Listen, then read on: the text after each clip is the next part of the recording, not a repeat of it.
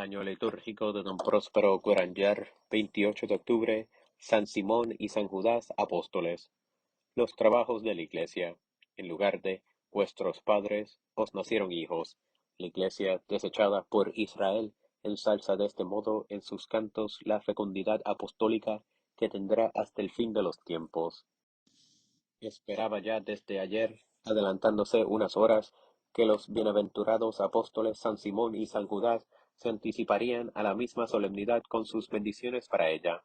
Tal es, en efecto, la condición de su existencia en el mundo, que no puede permanecer en él sin procurar insensatamente hijos al Señor. Y por eso la misa del 27 de octubre nos hacía leer el texto evangélico en que se dice: Yo soy la viña y mi Padre es el viñador. Cortará las ramas que no den fruto en mí, y la rama que dé fruto la podará para que dé más todavía. Poda costosa, como la testifica ayer la epístola de la misa de la vigilia, en nombre de los otros sarmientos que como él honran la elección divina. El apóstol hablaba allí de los trabajos, padecimientos de toda clase, persecuciones, maldiciones y negaciones, con cuyo precio se adquiere el derecho de llamar hijos a los hombres engendrados según el Evangelio, en Jesucristo. San Pablo lo dice más de una vez y sobre todo en la epístola de la fiesta. El fin de esta generación sobrenatural de los santos solo tiende a la reproducción mística del Hijo de Dios, que pasa otra vez en los predestinados de la niñez a la medida del hombre perfecto. Gloria de San Simón y San Judas. Aunque la historia se muestra excesivamente sobria en particularidades respecto a los gloriosos apóstoles, a quienes celebramos en este día, conocemos lo mucho que contribuyeron a esa gran obra de la generación de los hijos de Dios, que nos recuerda su corta leyenda. Ellos edificaron el cuerpo de Cristo, en su parte correspondiente, de modo infatigable y hasta derramar su sangre. Y la Iglesia agradecida dice hoy al Señor: Oh Dios, que por tus bienaventurados apóstoles Simón y Judas nos has dado el llegar al conocimiento de tu nombre, concédenos el celebrar su gloria inmortal, progresando en la gracia y adelantar en la virtud cada vez que la celebramos. A San Simón se le da como atributo la sierra que recuerda su martirio. La escuadra de San Judas nos indica que es el arquitecto de la casa de Dios. De igual modo se llamaba San Pablo a sí mismo, y en la séptima de las epístolas católicas, que tiene por autor a San Judas, posee también él un título especial, a contarse entre los primeros en la gran familia de los maestros obreros del Señor. Mas para nuestro apóstol había otra nobleza que excedía a todas las de la tierra. Por Cleofás o por Alfeo su padre era sobrino de San José, legalmente primo del hombre Dios. San Judas era uno de los llamados por sus compatriotas hermanos del hijo del carpintero. En el cenáculo recojamos de San Juan una circunstancia preciosa. En la conversación que siguió a la cena, el hombre Dios acababa de decir: El que me ama a mí será amado de mi Padre, y yo le amaré y me manifestaré a él. Entonces Judas, tomando la palabra, preguntó: Señor, ¿qué ha sucedido para que hayas de manifestarte a nosotros y no al mundo? Jesús le respondió: Si alguno me ama, guardará mi palabra, y mi Padre le amará, y vendremos a él y haremos en él nuestra morada.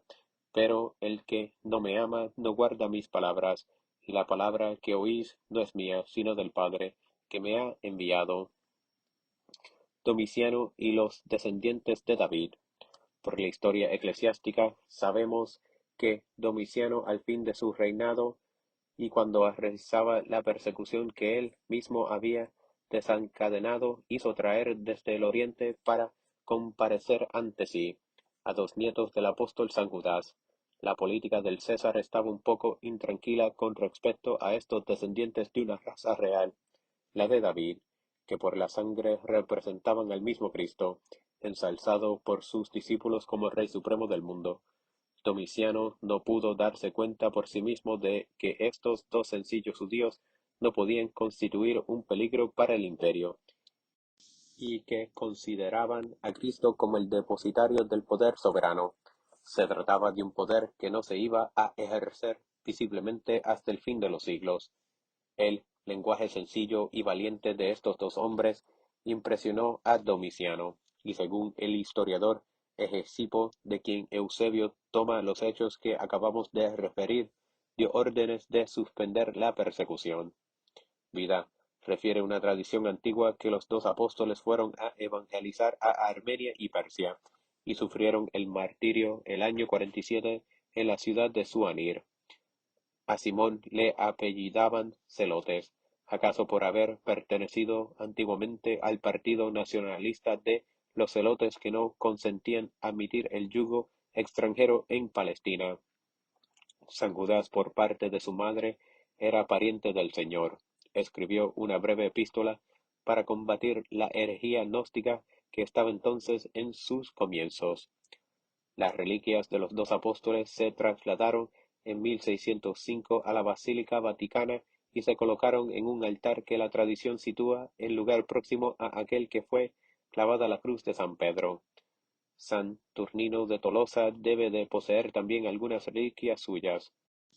Os escogí para dar un fruto permanente. Esta palabra os dirigía el hombre Dios como a los 12, la misma que recordaba la Iglesia en vuestro honor en el oficio de maitines. Y, con todo, ¿qué queda del fruto de vuestro trabajo en Egipto, en Mesopotamia, en Persia? ¿Será que el Señor o la Iglesia pueden equivocarse en sus palabras o en sus apreciaciones? No, por cierto. Y la prueba está en que por encima de la región de los sentidos y fuera del dominio de la historia, la virtud que se derramó sobre los 12 no cesa de correr a través de las edades y tiene su parte en todo nacimiento sobrenatural que contribuye al desarrollo del cuerpo místico del Señor y al aumento de la Iglesia. Con más razón que Tobías, somos hijos de santos. Ya no estamos sin familia, mas bien pertenecemos a la casa de Dios, apoyados en los apóstoles y profetas que Jesucristo une como piedra angular. Benditos vosotros que nos ganasteis con lágrimas y trabajos ese bien.